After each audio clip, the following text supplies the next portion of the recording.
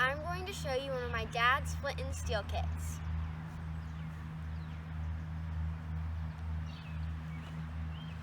Here we have a Boy Scouts of America Flint-n-Steel pouch that my dad found on eBay that was either from the 1960s or the 1970s. Inside we have some English flint,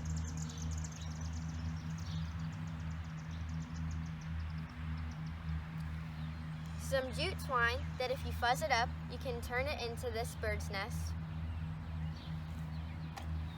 a fire blower that is used to get a new fire started,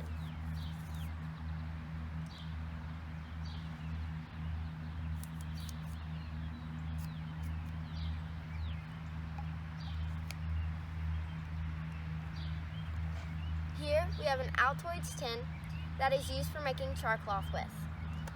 Inside we have some denim squares that my dad says is the best type of cloth for making char cloth. Lastly, we have a fire steel that makes great sparks. We're going to show you how to make some char cloth. We're going to go set up and we'll be back in a minute. We're going to make some fresh char cloth using denim squares cut to 1 inch by 1 inch. First, you're going to light your stove.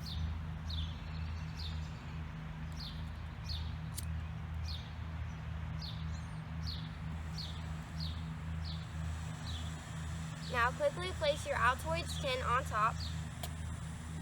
We'll be back in a few minutes, letting it cook, and we'll be back when it's done.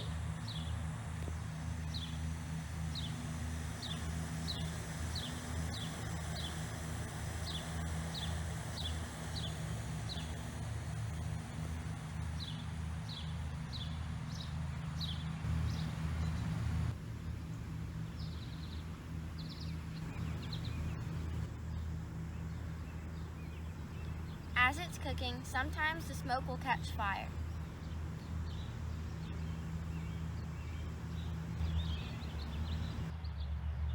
While it's cooking, make sure the fire is as low as possible. When it stops smoking, turn off the heat. Make sure not to touch it until it has cooled down, and don't open it while it is still hot or it could catch fire.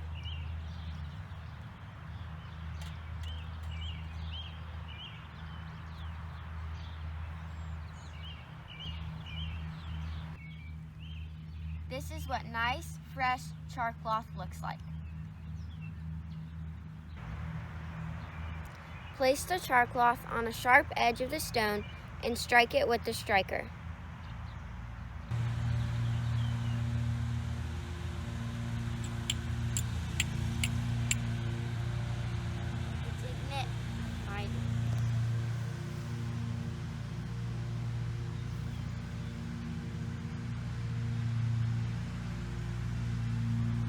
Blow on a little bit.